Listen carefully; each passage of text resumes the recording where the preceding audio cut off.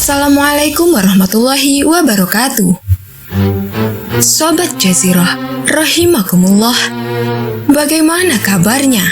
Semoga kalian semua senantiasa dalam lindungan Allah dan senantiasa diberikan rizki yang barokah. Amin ya rabbal alamin. Suatu hari, Abu Nawas singgah di rumah kenalannya, seorang Yahudi. Di sana sedang berlangsung permainan musik. Banyak yang menonton sehingga suasananya meriah.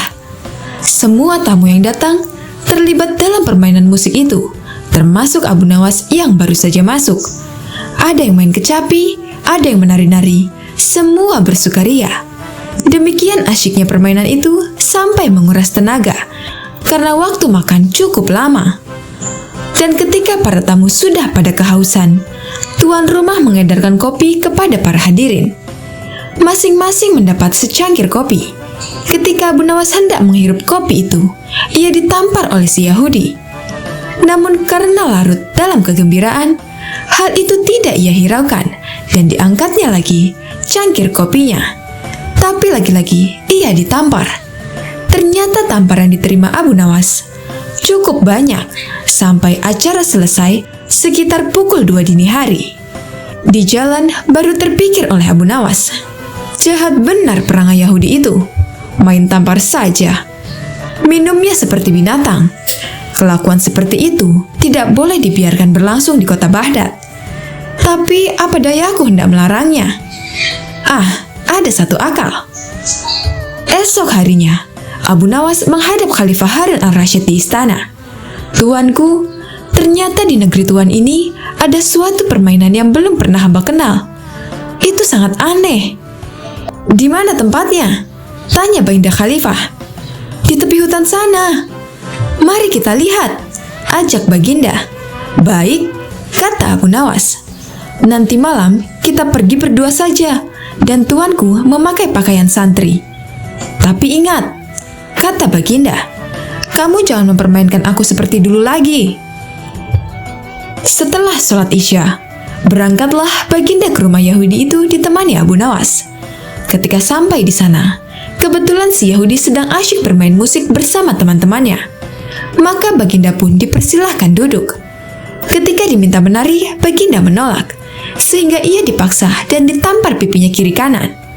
Sampai di situ, Baginda baru sadar ia telah dipermainkan oleh Abu Nawas. Tapi apa daya, ia tidak mampu melawan orang sebanyak itu. Maka menarilah Baginda sampai peluh membasahi badannya yang gemuk itu. Setelah itu, barulah diedarkan kopi kepada semua tamu. Melihat hal itu, Abu Nawas keluar dari ruangan dengan alasan akan kencing. Padahal ia langsung pulang. Biar Baginda merasakan sendiri peristiwa itu. Karena salahnya sendiri tidak pernah mengetahui keadaan rakyatnya dan hanya percaya kepada laporan para menteri, pikir Abu Nawas. Tatkala hendak mengangkat cangkir kopi ke mulutnya, Baginda ditampar oleh Yahudi itu. Ketika ia hendak mengangkat lagi cangkir dengan piringnya, ia pun kena tampar lagi. Baginda diam saja, kemudian dilihatnya Yahudi itu minum seperti binatang, menghirup sambil ketawa-ketawa. Apa boleh buat, pikir Baginda. Aku seorang diri, dan tak mungkin melawan Yahudi sebanyak itu. Larut malam, Baginda pulang ke istana berjalan kaki seorang diri, dengan hati yang amat dongkol. Ia merasa dipermainkan oleh Abu Nawas, dan dipermalukan di depan orang banyak.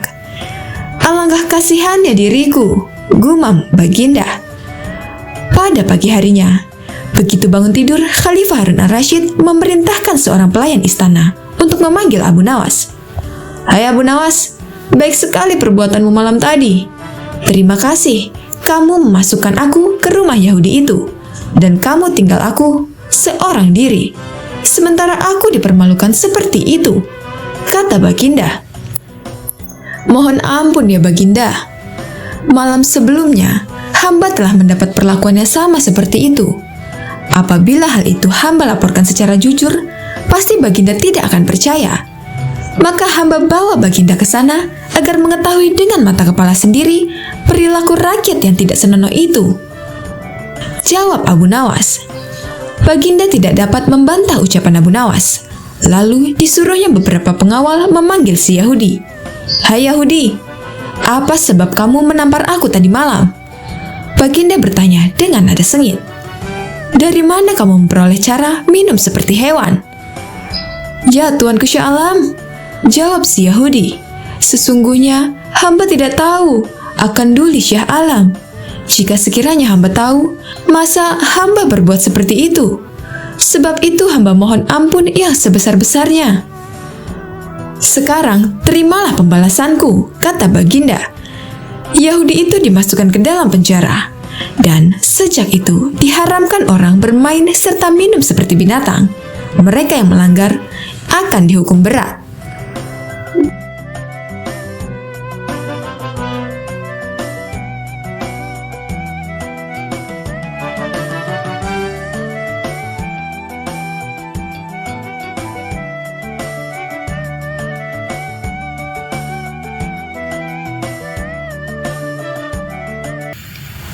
Assalamualaikum warahmatullahi wabarakatuh.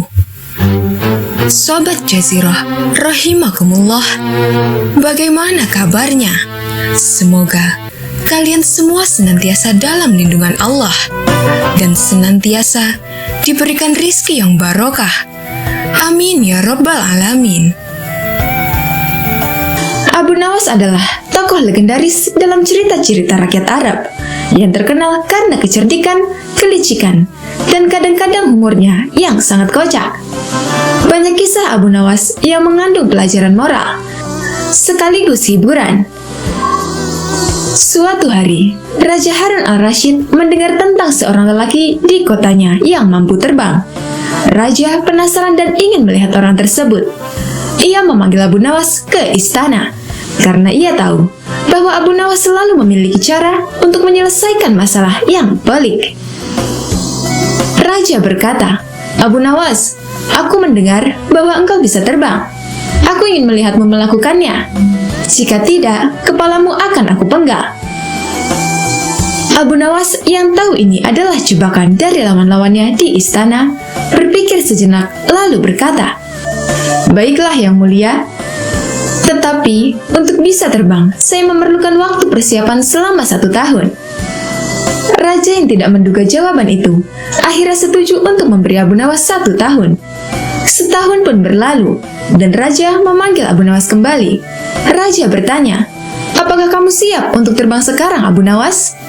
Dengan tenang, Abu Nawas menjawab, "Tentu saja yang mulia, tetapi saya membutuhkan tempat yang sangat tinggi untuk melakukannya. Saya sarankan kita pergi ke menara tertinggi di kota ini." Raja setuju, dan mereka pun naik ke puncak menara. Sesampainya di atas, Abu Nawas melihat ke bawah dan kemudian berkata, "Yang mulia, saya sudah siap. Tetapi sebelum saya terbang, saya ingin mengingatkan bahwa hanya ada 2 kemungkinan.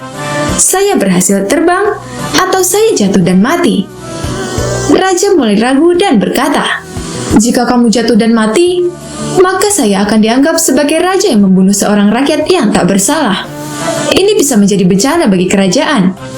Abu Nawas tersenyum dan berkata, "Tepat sekali yang mulia. Jadi, apa yang akan Anda pilih? Membiarkan saya mencoba terbang atau membatalkannya?"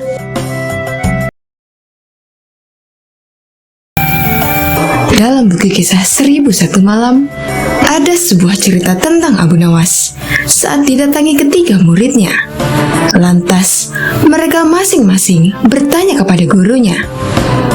Orang pertama memulai pertanyaan, "Manakah yang lebih utama?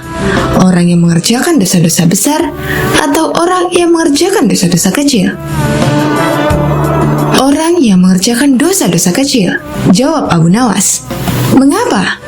kata orang pertama.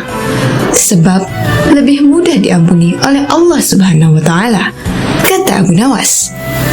Orang pertama puas karena ia memang yakin dengan argumentasi seperti itu. Lalu orang yang kedua bertanya dengan pertanyaan yang sama, "Manakah yang lebih utama? Orang yang mengerjakan dosa-dosa besar atau orang yang mengerjakan dosa-dosa kecil?" "Orang yang tidak mengerjakan keduanya," jawab Abu Nawas. "Mengapa?" kata orang kedua. Dengan tidak mengerjakan keduanya, tentu tidak memerlukan pengampunan dari Allah Subhanahu wa Ta'ala, kata Abu Nawas. Orang kedua pun bisa menerima pendapat tersebut. Kemudian orang ketiga bertanya hal yang serupa. Manakah yang lebih utama? Orang yang mengerjakan dosa-dosa besar atau orang yang mengerjakan dosa-dosa kecil? Orang yang mengerjakan dosa-dosa besar, jawab Abu Nawas. Mengapa? Kata orang ketiga. Sebab pengampunan Allah Subhanahu wa Ta'ala kepada hambanya sebanding dengan besarnya dosa hamba itu, jawab Abu Nawas. Orang ketiga menerima alasan gurunya itu. Lantas ketiga murid itu pun menjadi bingung. Mengapa jawaban atas pertanyaan yang sama bisa berbeda? Setelah itu, Abu Nawas menjelaskan bahwa manusia itu dibagi menjadi 3 tingkatan.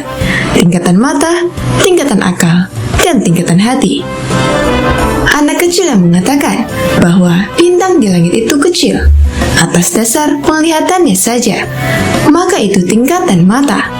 Lalu ada orang yang mengatakan bahwa bintang itu besar apabila melihat menggunakan alat, maka ini termasuk kategori tingkatan akal. Kemudian ada pula orang yang memandang bahwa bintang itu kecil meskipun ia tahu bahwa itu besar. Akan tetapi, atas dasar pemahamannya yang mendalam mengenai Allah Subhanahu wa Ta'ala, maka ia menganggap bahwa tiada yang lebih besar selain Allah Subhanahu wa Ta'ala. Pandangan ini merupakan tingkatan hati, biasanya dimiliki oleh ahli fikir. Wallahu a'lam bishawab. Tidak seperti biasa. Hari itu, Baginda tiba-tiba ingin menyamar menjadi rakyat biasa.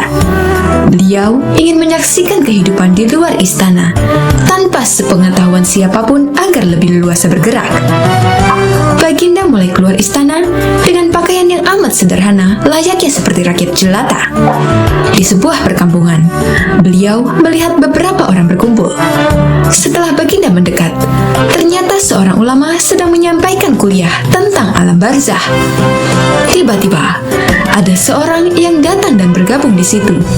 Ia bertanya kepada ulama itu, "Kami menyaksikan orang kafir pada suatu waktu dan mengintip kuburnya.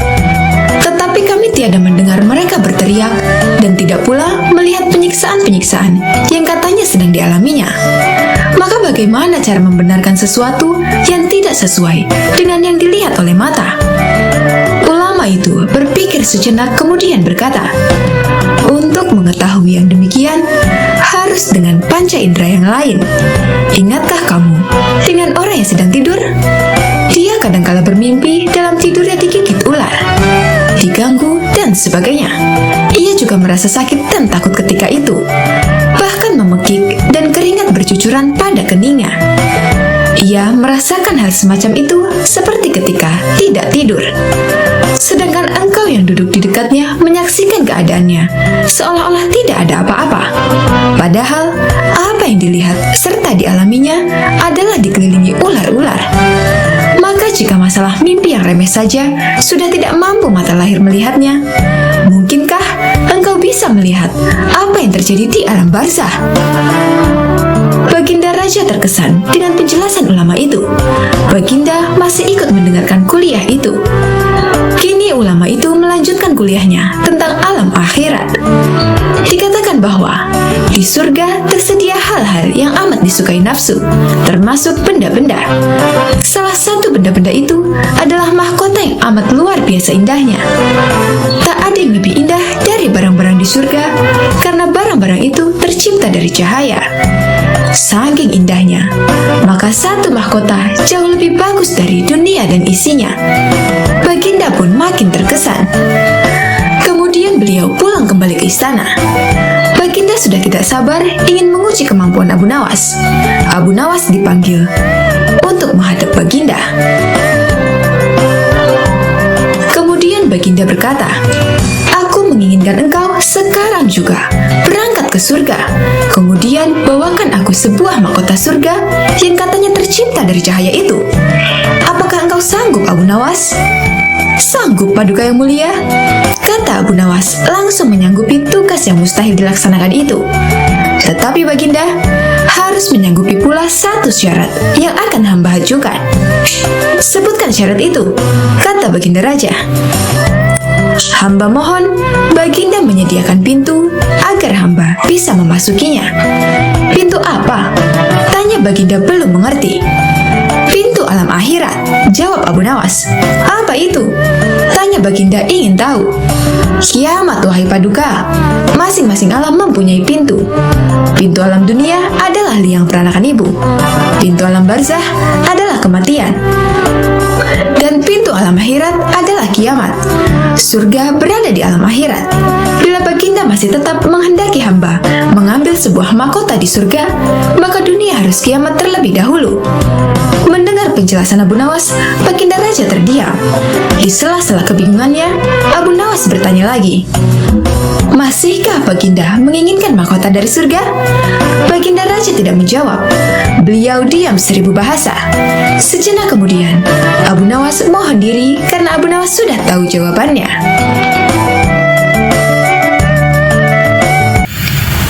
Assalamualaikum warahmatullahi wabarakatuh. Sobat Jazirah, rahimakumullah. Bagaimana kabarnya? Semoga kalian semua senantiasa dalam lindungan Allah dan senantiasa diberikan rizki yang barokah. Amin ya rabbal alamin. Abu Nawas dalam kesehariannya dikenal sangat sederhana. Ia tak menyimpan barang-barang berharga di dalam rumahnya. Sebab setiap kali mendapat hadiah dari Raja Harun al-Rasyid, ia selalu membaginya dengan orang di sekitarnya yang membutuhkan. Tak sedikit pun uang dibelanjakan untuk membeli barang-barang berharga. Ia hanya menyisakan uang untuk makan dan kebutuhan dasar lainnya. Abu Nawas selalu mensyukuri apa yang dimilikinya meski hanya sedikit. Suatu malam, seorang pencuri masuk ke rumahnya dengan cara merusak pintu belakang rumah. Tindakan pencuri itu diketahui Abu Nawas. Tapi, apa yang dilakukan Abu Nawas? Bukannya memukul dan menangkap pencuri, ataupun berteriak agar para tetangganya terbangun dan menangkap pencuri itu. Justru ia mencari tempat persembunyian. Setelah masuk ke dapur, pencuri itu mulai mencari barang-barang berharga di rumah Abu Nawas. Ia mulai membuka lemari, laci, dan melihat-lihat kolong di bawah tempat tidur Abu Nawas. Ia tak menemukan satupun barang berharga. Tak ada uang, tak ada emas, guci keramik, ataupun barang-barang berharga lainnya. Pencuri itu tak putus asa begitu saja. Ia kembali memeriksa ulang setiap ruangan yang ada di rumah Abu Nawas untuk memastikan bahwa ia telah menggeledah semua tempat yang ia duga terdapat barang berharga. Sampai suatu ketika, ia melihat sebuah kotak besar di dalam suatu ruangan yang sebelumnya tak sempat ia periksa. Pencuri itu langsung membayangkan di kotak itulah barang-barang berharga disimpan. Dengan hati-hati pencuri itu membuka kotak tersebut. Tapi betapa kagetnya dia ketika yang ada di dalam kotak itu adalah Abu Nawas yang tak lain si pemilik rumah. Abu Nawas pun ikut terkaget-kaget. Secara spontan pencuri itu bertanya, "Hei, apa yang kamu lakukan di dalam kotak ini?" "Saya bersembunyi dari kamu," jawab Abu Nawas. "Kenapa begitu?" tanya si pencuri. "Saya malu kepadamu karena saya tak memiliki apa-apa untuk diberikan kepadamu. Itulah kenapa saya bersembunyi di kotak ini," jawab Abu Nawas lagi. Setelah menerima jawaban seperti itu, pencuri itu dengan hati kecewa meninggalkan rumah Abu Nawas. Tapi ia bersyukur sekaligus heran karena Abu Nawas tak berteriak memanggil tetangga sehingga ia selamat dari hajaran massa. Assalamualaikum warahmatullahi wabarakatuh. Sobat Jazirah, rahimakumullah.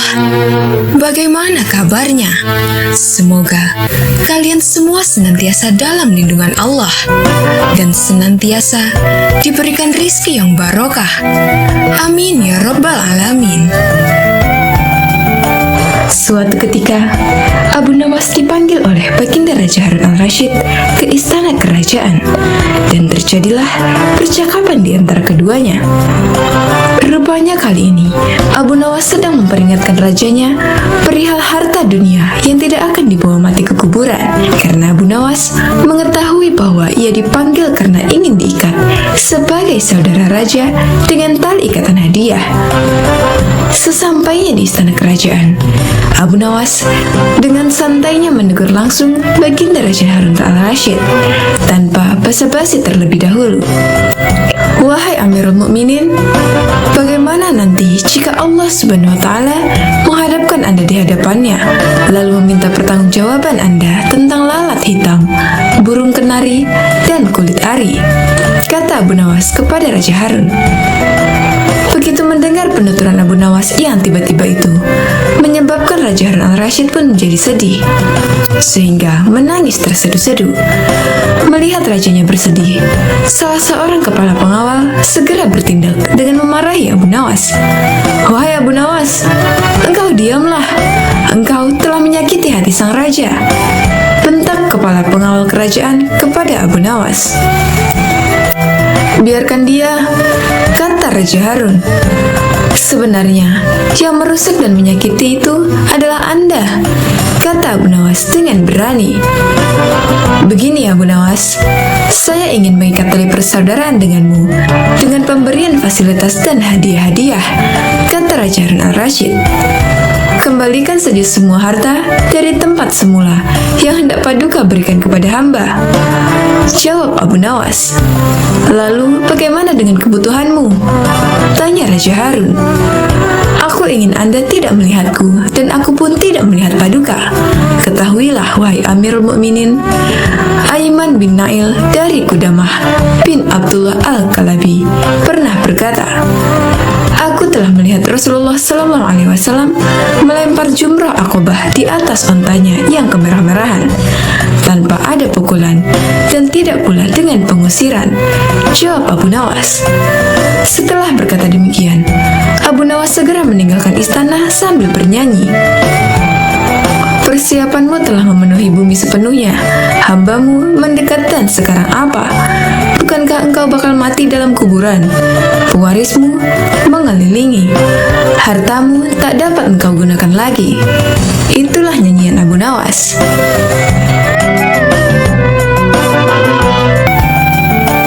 Secara tak terduga, pangeran yang menjadi putra mahkota jatuh sakit.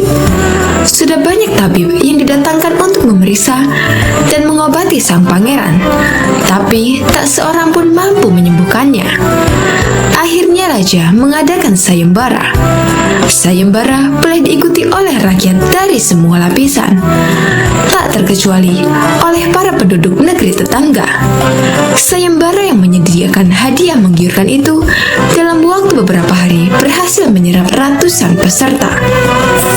Namun, tak satu pun dari mereka berhasil mengobati penyakit sang pangeran. Akhirnya sebagai sahabat dekat, Abu Nawas menawarkan jasa untuk menolong sang putra mahkota. Baginda Raja Harun al-Rasyid menerima usul itu dengan penuh harap. Abu Nawas sadar bahwa dirinya bukanlah tabib, maka dari itu dia tak membawa peralatan apapun. Para tabib yang ada di istana tercengang melihat Abu Nawas yang datang tanpa peralatan yang mungkin diperlukan. Mereka berpikir, mungkinkah orang macam Abu Nawas bisa mengobati penyakit sang pangeran? Sedangkan para tabib terkenal dengan peralatan yang lengkap saja tak sanggup mengobatinya. Bahkan penyakitnya sama sekali tak terlacak. Abu Nawas merasa bahwa seluruh perhatian tertuju padanya. Namun Abu Nawas tak begitu memperdulikannya. Abu Nawas dipersilakan memasuki kamar pangeran yang sedang terbaring. Dia menghampiri sang pangeran dan duduk di sisinya. Setelah Abu Nawas dan sang pangeran saling pandang, Abu Nawas berkata, saya membutuhkan seorang tua yang di masa mudanya sering mengembara ke pelosok negeri. Orang tua yang diinginkan Abu Nawas segera didatangkan. Sebutkan satu persatu nama-nama desa di daerah selatan, perintah Abu Nawas kepada orang tua itu. Ketika orang tua itu menyebutkan nama-nama desa bagian selatan, Abu Nawas menempelkan telinganya ke dada sang pangeran. Kemudian Abu Nawas memerintahkan agar menyebutkan bagian utara, barat, dan timur. bagian negeri disebutkan, Abu Nawas mohon agar diizinkan mengunjungi sebuah desa di sebelah utara. Raja pun merasa heran. Engkau kuundang ke sini bukan untuk bertamasya, Abu Nawas. Hamba tak bermaksud berlibur yang mulia, kata Abu Nawas. Tetapi aku belum paham, kata raja. Maafkan hamba paduka yang mulia. Kurang bijaksana rasanya bila hamba jelaskan sekarang, kata Abu Nawas. Abu Nawas pergi selama 2 hari. Sekembali dari desa itu, Abu Nawas menemui sang pangeran dan membisikkan sesuatu, kemudian menempelkan telinganya ke dada sang pangeran. Lalu Abu Nawas menghadap baginda raja. Apakah yang mulia masih menginginkan sang pangeran tetap hidup? Tanya Abu Nawas. Apa maksudmu? Raja balas bertanya. Sang pangeran sedang jatuh cinta pada seorang gadis desa di sebelah utara negeri ini. Kata Abu Nawas menjelaskan. Bagaimana kau tahu? Ketika nama-nama desa di seluruh negeri disebutkan, tiba-tiba degup jantungnya bertambah keras ketika mendengarkan nama sebuah desa di bagian utara negeri ini. Dan sang pangeran tak berani mengutarakannya kepada baginda. Lalu apa yang harus aku lakukan, Abu Nawas? Tanya raja. Mengawinkan pangeran dengan gadis desa itu. Kalau tidak, tawa raja ragu-ragu. Cinta itu buta, baginda. Bila kita tak berusaha mengobati kebutaannya, maka dia akan mati. Rupanya saran Abu Nawas tak bisa ditolak. Sang pangeran adalah putra satu-satunya yang merupakan pewaris tunggal kerajaan. Abu Nawas benar. Begitu mendengar persetujuan sang raja, sang pangeran berangsur-angsur pulih. Sebagai tanda terima kasih, raja memberikan Abu Nawas sebuah cincin permata yang amat indah.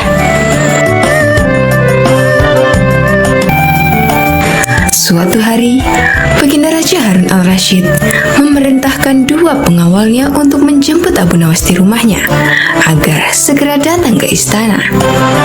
Sesampainya Abu Nawas di istana, baginda Raja Harun al-Rasyid kemudian berkata, "Hai Abu Nawas, sekarang juga kamu harus dapat mempersembahkan kepadaku seekor harimau berjenggot. Jika gagal, aku akan membunuhmu." Kata-kata itu merupakan perintah sultan yang diucapkan dengan penuh tegas dan kegeraman. Dari bentuk mulutnya ketika mengucapkan kalimat itu, jelas betapa sultan menaruh dendam kesumat kepada Abu Nawas yang telah berkali-kali mempermainkan dirinya dengan cara-cara yang sangat kurang ajar. Perintah itu merupakan cara baginda untuk dapat membunuh Abu Nawas.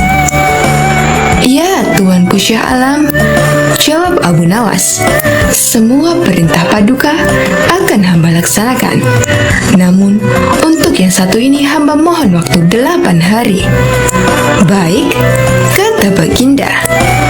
Al-Kisah. Pulanglah Abu Nawas ke rumah. Agaknya ia sudah menangkap gelagat bahwa raja sangat marah kepadanya. Dicarinya akal supaya dapat mencelakakan diriku agar terbalas dendamnya, pikir Abu Nawas. Jadi, aku juga harus berhati-hati. Sesampainya di rumah, dipanggilnya 4 orang tukang kayu dan disuruhnya membuat kandang harimau. Hanya dalam waktu 3 hari, kandang itu pun siap. Kepada istrinya, ia berpesan agar menjamu orang yang berjenggot yang datang ke rumahnya. Apabila Adinda dengar Kakanda mengutuk pintu kelak, suruh dia masuk ke dalam kandang itu, kata Abu Nawas sambil menunjuk kandang tersebut. Ia kemudian bergegas pergi ke musola dengan membawa sajadah. "Baik," kata istrinya.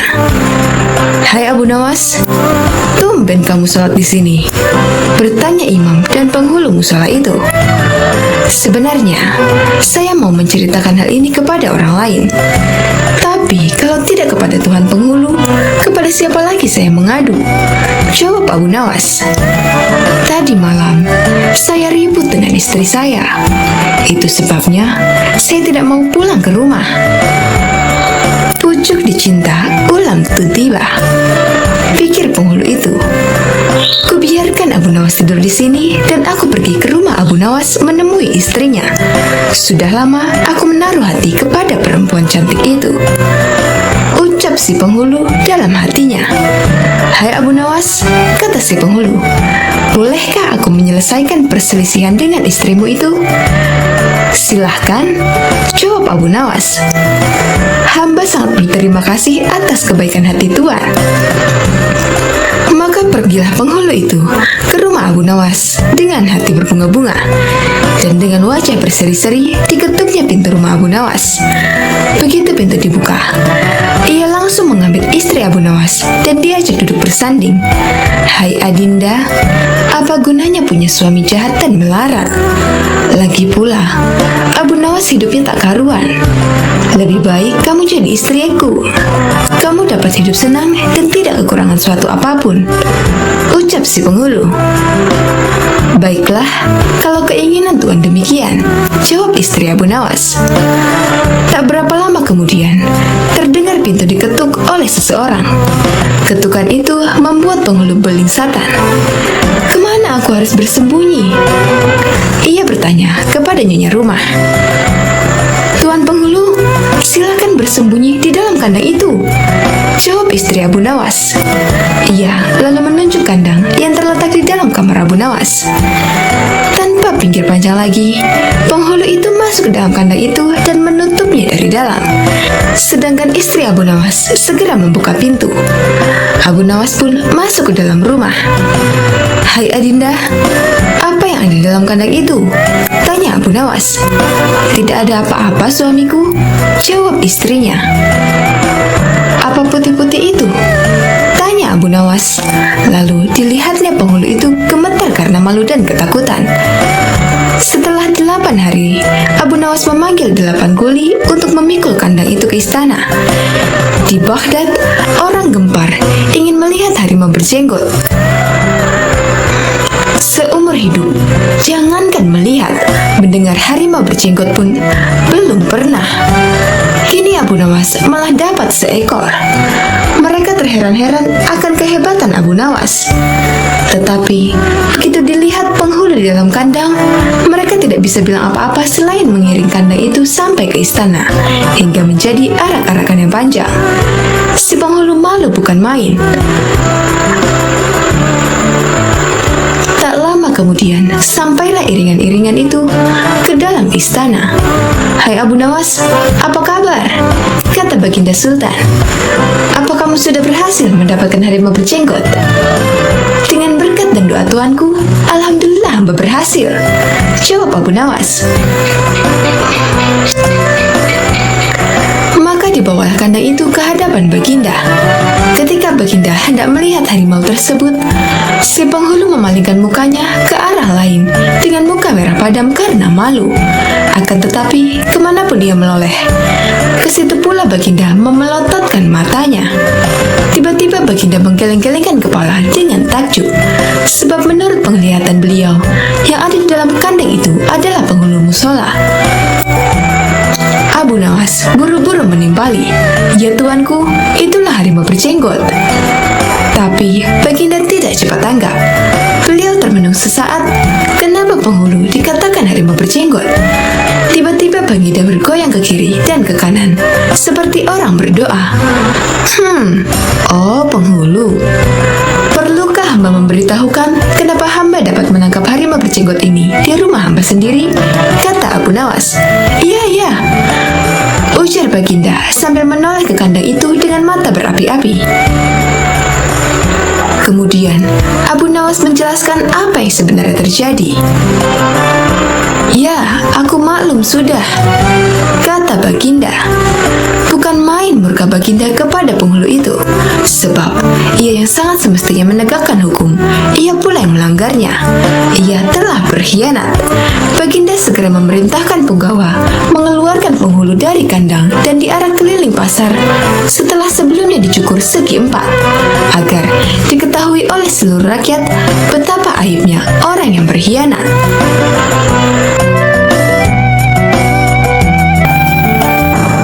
Abu Nawas adalah salah seorang penyair terbesar sastra Arab klasik. Abu Nawas sering dikisahkan sebagai sosok yang bijaksana sekaligus jenaka. Saat ini kita telah banyak mendengar tentang kisah-kisah Abu Nawas yang begitu menarik, jenaka, dan penuh hikmah.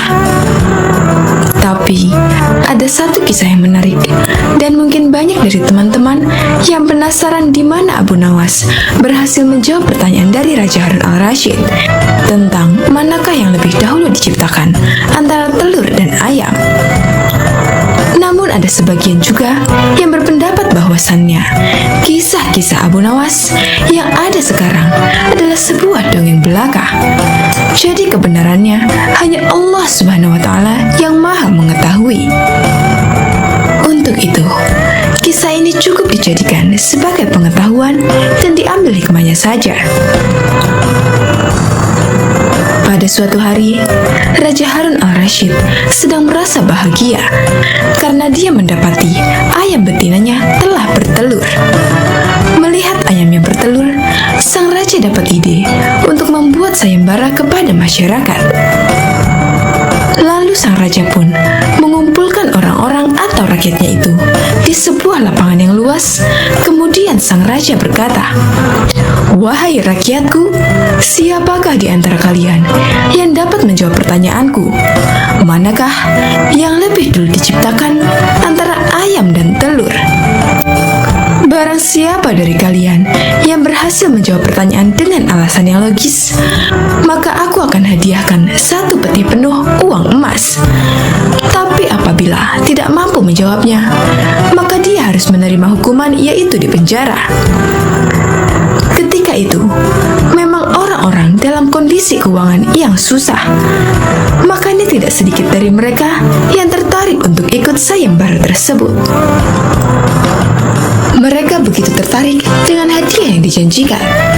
Tapi masalahnya, mereka juga tak cukup pintar untuk bisa menjawab pertanyaan tersebut dengan disertai alasan yang logis.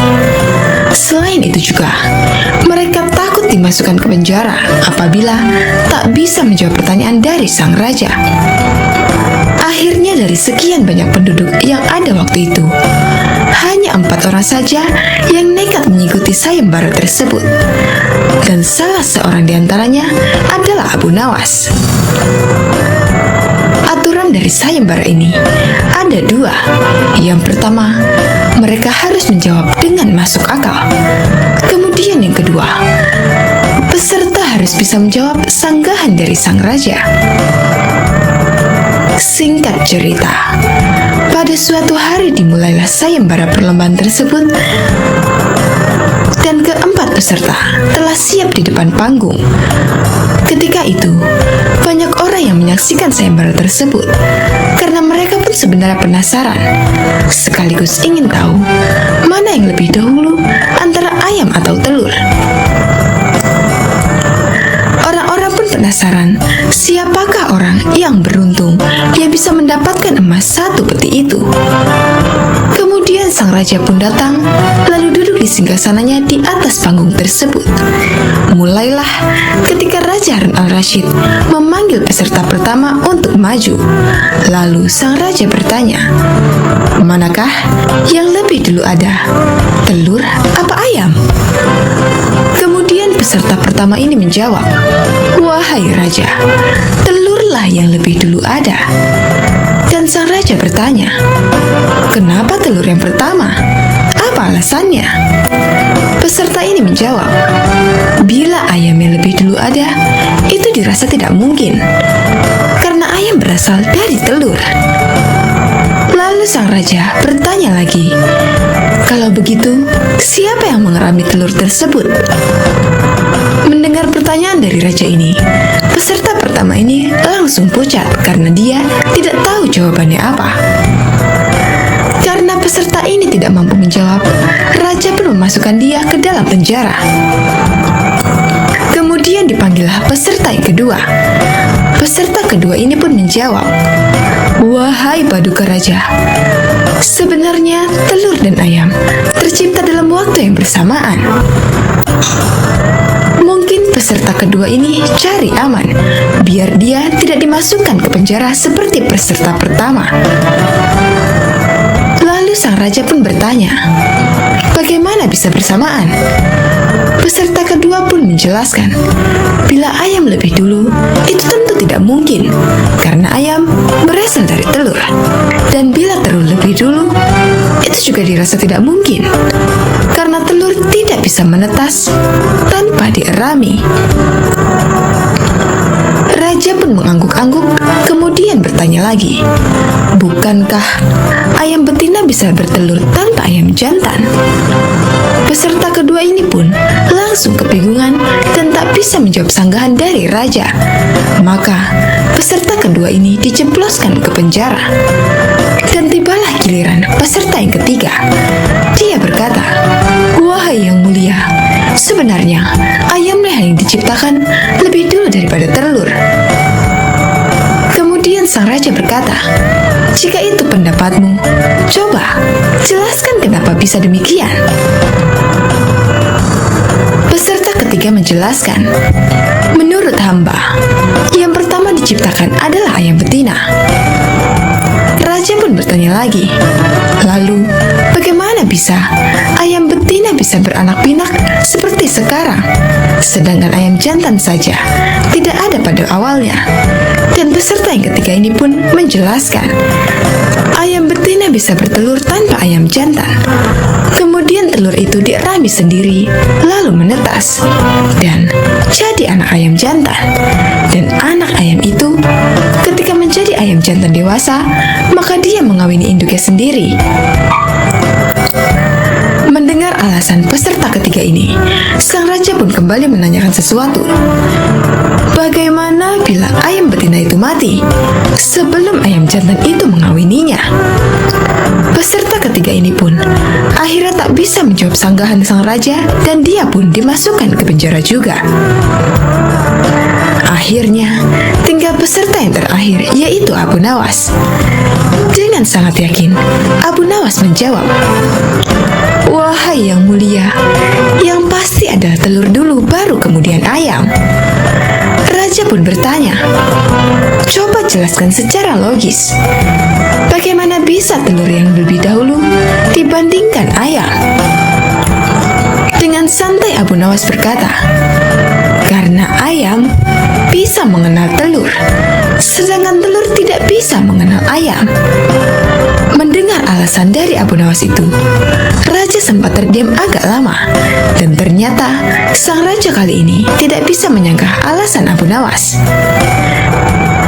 Penonton pun bersorak kegirangan, maka Abu Nawaslah yang berhak mendapatkan uang emas 1 peti itu. Ada juga beberapa pendapat yang mengatakan tentang jawaban Abu Nawas tadi, yang katanya telur dulu daripada ayam itu hanyalah sebagai satire saja, supaya Raja Harun al-Rashid tidak bisa membantah lagi. Maka dari itu, Abu Nawas menempatkan dirinya di paling akhir, seperti kisah tersebut.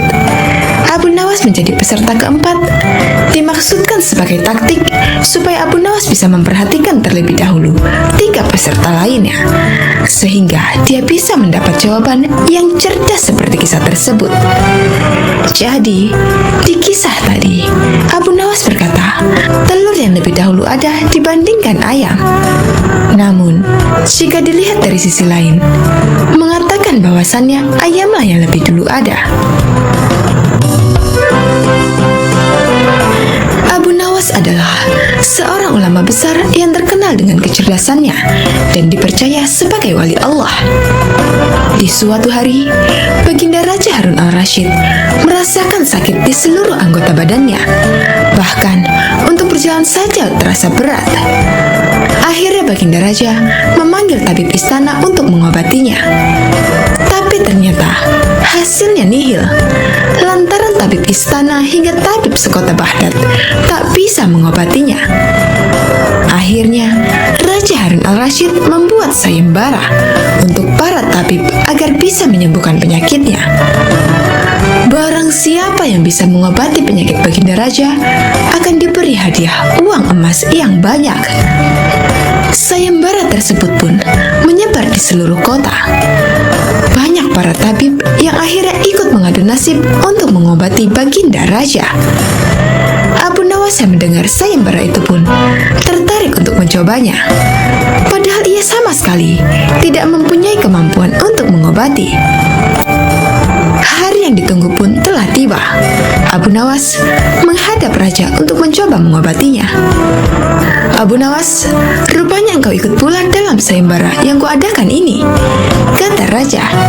Benar Baginda, kata Abu Nawas. Apa kamu bisa mengobati penyakitku ini? Tanya Raja Harun al-Rasyid. Hamba akan mencobanya Baginda. Hamba akan mencoba menerapkan cara-cara yang belum pernah dilakukan oleh tabib lainnya, jawab Abu Nawas meyakinkan. Abu Nawas kemudian meminta Raja Harun al-Rasyid untuk menerangkan penyakit apa yang dideritanya agar bisa memberikan tindak lanjut.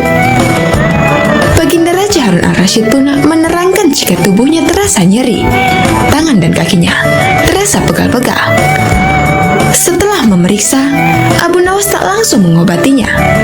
Ia meminta waktu 2 hari kepada Raja Harun al-Rasyid untuk meramu resep obat terbaik untuknya. Di bawah pohon yang rindang, Abu Nawas terus berpikir resep untuk sang Baginda.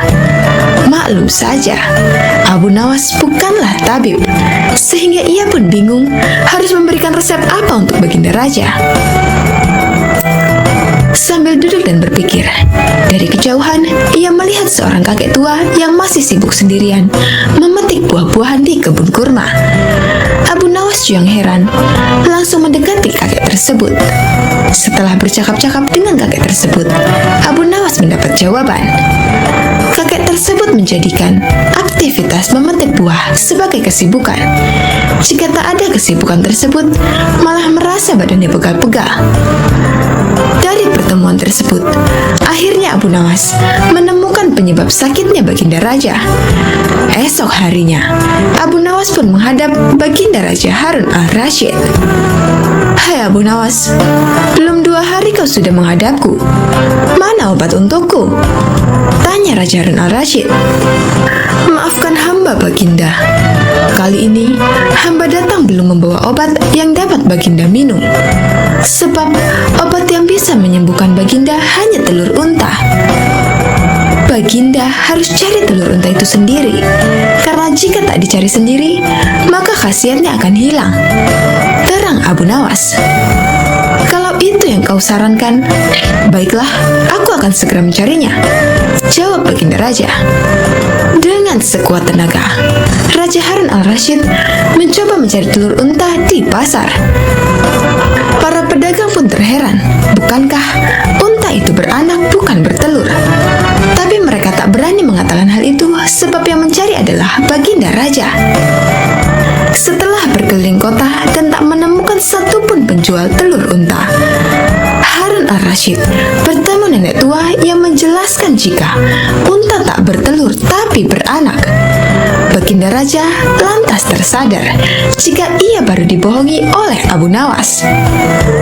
Sampai di istana, Raja Harun al-Rasyid merasa kelelahan setelah perjuangannya mencari telur unta dengan berjalan kaki. Baginda Raja pun akhirnya tertidur pulas karena kelelahan. Esok harinya, Baginda Raja tampak segar bugar, dan anehnya sakit yang diderita hilang begitu saja. Ia lalu menyuruh para pengawal untuk meminta Abu Nawas segera menghadapnya. Tak lama kemudian, Abu Nawas pun menghadap. Bagaimana Baginda? Apakah Baginda telah menemukan telur unta yang hamba ajukan?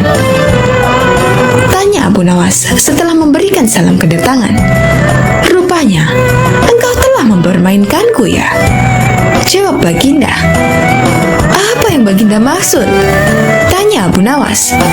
Engkau menyuruhku mencari telur unta, padahal unta tak bertelur, melainkan beranak, terang Raja Harun al-Rasyid. Abu Nawas kemudian menceritakan pertemuannya dengan kakek tua, hingga ia memperoleh hikmah bahwa anggota badan yang tak pernah digerakkan akan membuat orang sakit. Pengalaman itulah yang ingin diterapkan Abu Nawas kepada bagindanya, supaya baginda raja tidak hanya memerintah tetapi juga bergerak. Tentu saja baginda tidak akan menemukan telur unta, sebab tidak akan mungkin ada unta yang bertelur. Tapi, bukankah baginda sekarang sudah merasa lebih enakan? Tanya Abu Nawas setelah memberikan penjelasan. Benar? Apa yang kau katakan itu benar, Abu Nawas? Jawab raja yang tak lagi marah mendengar jawaban Abu Nawas. Bahkan aku semalam dapat tidur dengan pulas sekali.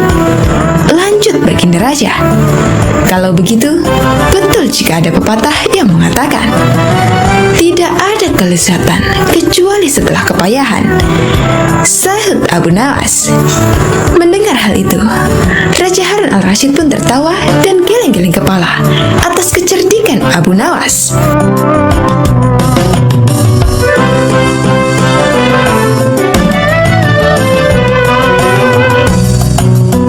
Assalamualaikum warahmatullahi wabarakatuh. Sobat Azul rahimakumullah. Abu Nawas memang cerdik. Meskipun tak mempunyai kemampuan untuk melaksanakan titah sang raja, namun dia selalu berhasil melaksanakan tugasnya, dan hadiah selalu menanti. Sungguh rezeki yang tak disangka. Suatu ketika, Abu Nawas diundang oleh Raja Harun al-Rasyid untuk makan bersama. Maka berangkatlah para pengawal kerajaan untuk menjemput Abu Nawas di rumahnya. Tak berapa lama kemudian, Abu Nawas telah sampai di istana dengan pakaian sederhana.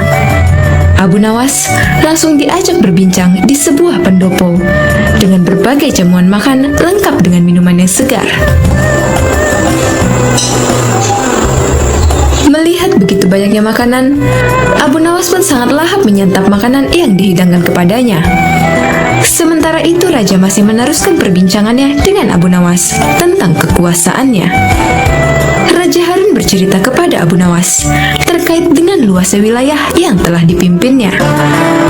Namun Abu Nawas nampak tidak menggubris, malah dia sibuk dengan makanan yang tersaji di hadapannya. Tak lama kemudian, raja mulai melontarkan berbagai pertanyaan kepada Abu Nawas. Hai Abu Nawas, kalau setiap benda ada harganya, berapakah harga diriku ini? Tanya raja. Abu Nawas yang masih dalam kondisi kekenyangan setelah makan menjawab sekenanya tanpa berpikir panjang. Hamba kira mungkin sekitar 100 dinar saja, Paduka, jawab Abu Nawas. Terlalu sekali engkau, Abu Nawas. Harga sabuku saja 100 dinar, bentak raja. Tepat sekali, Paduka. Memangnya saya nilai dari diri Paduka hanya sebatas sabuk itu saja, ujar Abu Nawas. Karena merasa tak ingin dipermalukan oleh Abu Nawas karena kecerdikannya, kali ini raja tidak mau lagi mengambil resiko dengan beradu pendapat kepadanya. Oleh karena itu, Abu Nawas diajak menuju ke tengah-tengah prajuritnya yang merupakan ahli bela diri dan ketangkasan. Ayo Abu Nawas, di hadapan para prajuritku, tunjukkanlah kemampuan memanahmu. Panahlah sekali saja. Kalau panahmu dapat mengenai sasaran, hadiah akan menantimu. Tapi kalau gagal, engkau akan aku penjara, kata raja. Abu Nawas pun bergegas mengambil busur dan anak panah. Dengan memantapkan hati, Abu Nawas membidik sasaran dan mulai memanah. Namun panahnya meleset dari sasaran. Dari pengamatan saya, ini adalah gaya memanah para makalar tanah, ujar Abu Nawas untuk menutupi kelemahannya.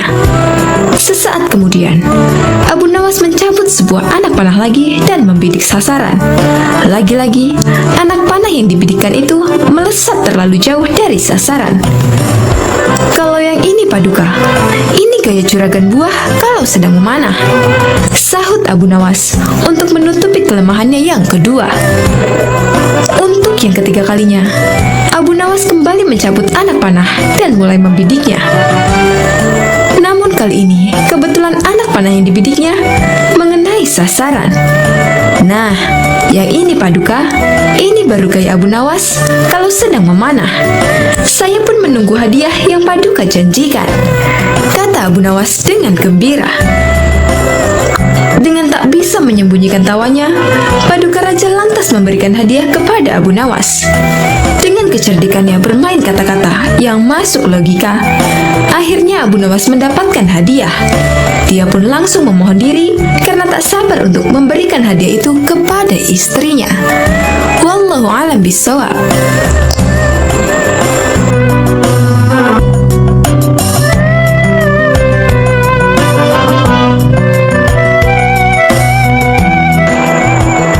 Berbagai macam cerita lucu dari Abu Nawas yang sering diceritakan ulang.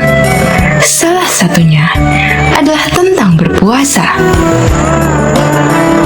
Seperti dalam kisah kocak lainnya tentang sang pujangga, ada saja akal cerdik yang ia lakukan. Kali ini, dirinya yang tengah berpuasa hendak dikerjai oleh dua sahabatnya yang tidak berpuasa. Kira-kira, akal seperti apakah yang ia lakukan untuk menghadapi kedua sahabatnya itu? Daripada penasaran, langsung saja kita simak cerita lucu Abu Nawas tentang berpuasa. Alkisah, pada suatu siang di bulan Ramadan, rumah Abu Nawas dikunjungi oleh kedua sahabatnya. Layaknya umat Islam lain, ia juga berpuasa. Namun tidak begitu dengan kedua temannya. Kedua sahabatnya itu datang ke rumah sang pujangga dengan tujuan untuk bersekongkol mengerjainya. Assalamualaikum, ucap kedua sahabat nyaris bersamaan. Abu Nawas, mengapa kamu di rumah saja? Ayo kita ngabuburit. Tanpa berpikir apa-apa, Abu Nawas mengiyakan ajakan mereka untuk mengisi waktu sembari menunggu berbuka puasa. Namun, siapa sangka kedua temannya itu justru mengajaknya pergi ke sebuah tempat makan. Karena kebaikan hatinya, sang pujangga Arab itu tidak protes sama sekali. Ia ikut saja masuk ke dalam tempat makan tersebut. Meskipun begitu, karena tengah berpuasa, ia bertekad tidak akan ikut makan. Untungnya, kedua temannya itu membeli makan untuk dibawa pulang, bukan makan di tempat. Rupanya, kedua temanku ini sangat menghormatiku yang sedang berpuasa. Meskipun tidak berpuasa, tapi mereka tidak makan langsung di tempat makan itu, melainkan membawa makanannya pulang, pikir Abu Nawas. Setelah selesai membeli makanan, mereka bertiga menuju ke rumah salah seorang sahabat. Kebetulan saja, ketika sampai di sana, azan maghrib baru saja berkumandang. Wah, sudah waktunya berbuka puasa, ucap Abu Nawas. Batalkan saja dahulu puasamu dengan minum, ucap salah satu temannya. Sang pujangga pun segera minum, kemudian menunggu ditawari makan bersama. Jangan lupa sholat dulu, ucap temannya yang lain. Nanti kamu ketinggalan jatah waktu sholat maghrib. Benar juga, jawab Abu Nawas. Ia kemudian mengambil air wudhu dan menjalankan ibadah sholat maghrib. Seusai sholat, ia kembali menemui kedua sahabatnya sambil berpikiran, kali ini akhirnya ia bisa makan. Mengapa kamu tidak mengaji Al-Quran? Tanya temannya. Mumpung perutmu masih kosong, lebih baik kamu mengaji dahulu. Takutnya, nanti kalau sudah kenyang, kamu jadi mengantuk. Lama-kelamaan, penyair dari Persia itu merasa jengkel. Ia merasa kalau kedua sahabatnya itu sedang mengerjainya. Meskipun begitu, ia tetap menurut dan mengaji Al-Quran. Kemudian, apakah setelah mengaji, akhirnya ia bisa makan? Tentu saja tidak. Abu Nawas, sekarang mari kita lompat tidur, ucap salah satu temannya. Esok pagi yang memiliki mimpi paling indah akan bisa memakan makanan ini. Bukannya mengajak makan, temannya itu justru mengajak lompat tidur. Tentu saja saat itu ia benar-benar sadar kalau ia sedang dikerjai oleh teman-temannya. Meskipun marah, tokoh yang hidup di abad ke-8 ini tetap menyanggupi perlombaan yang tidak masuk akal tersebut. kedua sahabatnya tidur malam itu juga. Dan keesokan harinya, setelah bangun tidur, mereka pun kembali berkumpul untuk membicarakan mimpi yang mereka dapatkan semalam. Salah satu dari teman Abu Nawas memulai ceritanya. Semalam, aku bermimpi sangat indah sekali. Di dalam mimpi itu, aku memiliki rumah mewah, mobil mewah, uang yang banyak, dan pesawat pribadi. Hidupku pokoknya sangat sempurna.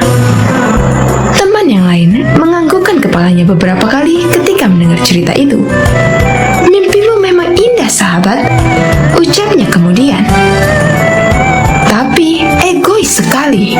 Kalau aku semalam justru bermimpi kalau negeriku ini tidak punya hutang. Infrastrukturnya berkembang dengan baik. Jalan-jalan yang mulus, pelabuhan selalu lancar, ongkos transportasi murah, dan semua rakyatnya begitu sejahtera hingga aku tak bisa menemukan orang yang berhak menerima zakat. Mendengar cerita tentang mimpi tersebut, salah satu sahabat sampai terkagum-kagum. Mimpimu luar biasa sekali, sahabat, ucap salah satu sahabatnya. Bagaimana denganmu, Abu Nawas? Apakah mimpimu lebih luar biasa dari sahabat kita ini? Coba ceritakanlah kepada kami, wahai sahabat. Sayangnya, mimpiku hanya biasa saja, ucap sang pujangga memulai ceritanya. Semalam aku bermimpi dengan Nabi Daud alaihi salam. Kalian tentu tahu kan kalau Nabi Daud gemar berpuasa. Beliau seringkali berpuasa sehari, kemudian berbuka sehari setiap waktu. Kedua sahabat itu mengangguk-anggukkan kepalanya. Kemudian, semalam dalam mimpiku, Nabi Daud bertanya kepadaku, "Apakah engkau berpuasa, wahai Abu Nawas?" Tentu saja aku langsung menjawab iya. Kemudian beliau kembali bertanya, "Sudahkah engkau berbuka puasa, wahai Abu Nawas?" Dan aku hanya bisa menjawab belum. Kemudian Nabi Daud alaihissalam menyuruhku segera berbuka puasa. Saat itu juga, aku langsung bangun dari tidur dan mengambil makanan yang sudah kalian belikan kemarin sore. Kontan, kedua sahabat pun hanya bisa saling berpandangan. Salah satu dari mereka kemudian mengecek makanan yang mereka simpan di dalam lemari malam sebelumnya. Benar saja, semua makanan yang mereka simpan kemarin kini telah raib. Berarti semalam sang bujangga sungguh-sungguh memakan makanan itu. Kedua sahabat pun langsung menyesali perbuatan mereka kemarin. Siapa sangka, rupanya mereka tetap kalah cerdik dari akal temannya. Berniat mengerjai, justru akhirnya ganti dikerjai.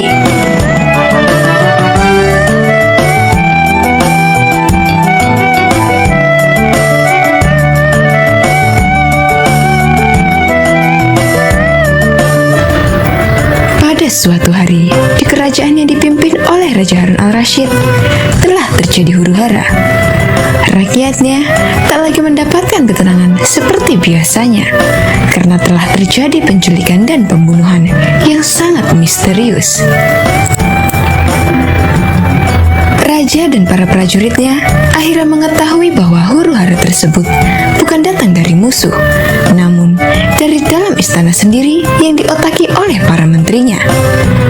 Namun Raja sangat kesulitan untuk mencari tahu siapa yang bersekongkol terhadap tindakan penculikan dan pembunuhan tersebut, karena dia melihat bahwa para menterinya semuanya taat kepadanya. Dari itu, dipanggillah Abu Nawas yang dikenal memiliki otak yang cerdas. Akhir-akhir ini aku gelisah, seolah ada seseorang yang hendak mengkudeta kerajaanku. Apa ada yang salah dengan kepemimpinanku? Tanya Raja kepada Abu Nawas. Ampun beribu ampun, Baginda. Apa yang bisa hamba lakukan untuk membantu? Tanya Abu Nawas. Begini, wahai Abu Nawas, berilah cara kepadaku untuk menguji kesetiaan para menteriku, kata Raja dengan iming-iming hadiah. Baiklah Paduka, berilah hamba waktu sehari saja agar bisa memikirkan caranya, ujar Abu Nawas sambil beranjak meninggalkan rajanya. Setibanya di rumah, Abu Nawas berpikir keras untuk menemukan cara yang terbaik dan jitu. Karena kelelahan, Abu Nawas akhirnya tertidur dengan lelapnya. Pada keesokan harinya, ketika dia hendak sholat subuh, dia menemukan sorban yang berbau tak sedap. Sorban itu memang telah lama tak dicuci oleh istrinya. Dari situlah Abu Nawas menemukan cara jitu untuk menguji kesetiaan para menteri kerajaan. Setelah sholat subuh, Abu Nawas segera bergegas menuju istana kerajaan untuk menghadap Raja Harun al-Rasyid. Abu Nawas meminta raja untuk bersandiwara seolah telah memiliki sorban yang sakti. Raja Harun setuju dan melakukan apa yang telah diperintahkan oleh Abu Nawas. Setelah itu, maka dikumpulkanlah kelima menterinya untuk menghadap.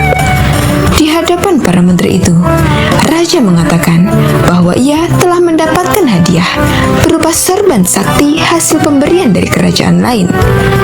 Dan salah satu kesaktian sorban itu adalah bisa menentukan masa depan kerajaan di masa yang akan datang.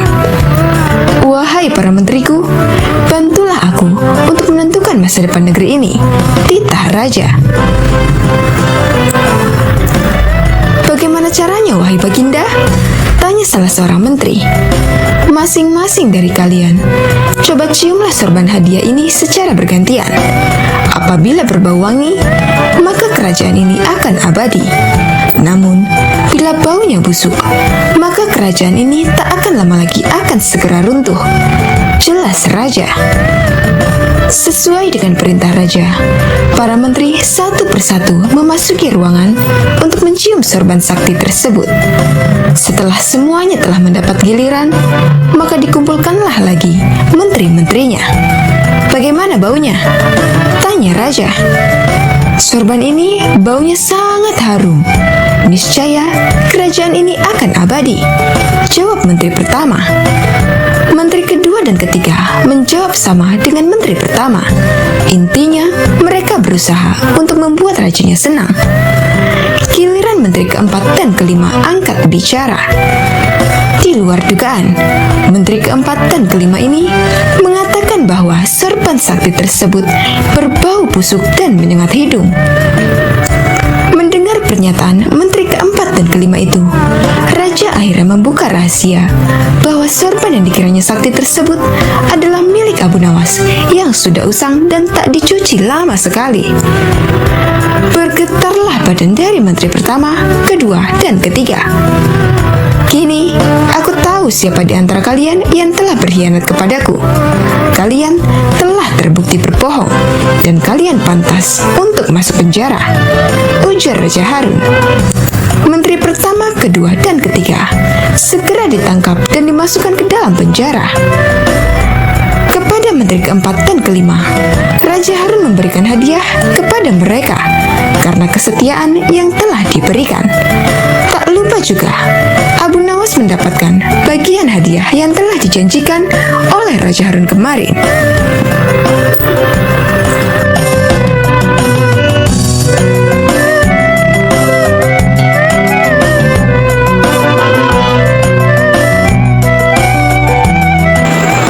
Pada sewaktu-waktu, kerajaan mengalami krisis ekonomi yang sangat buruk.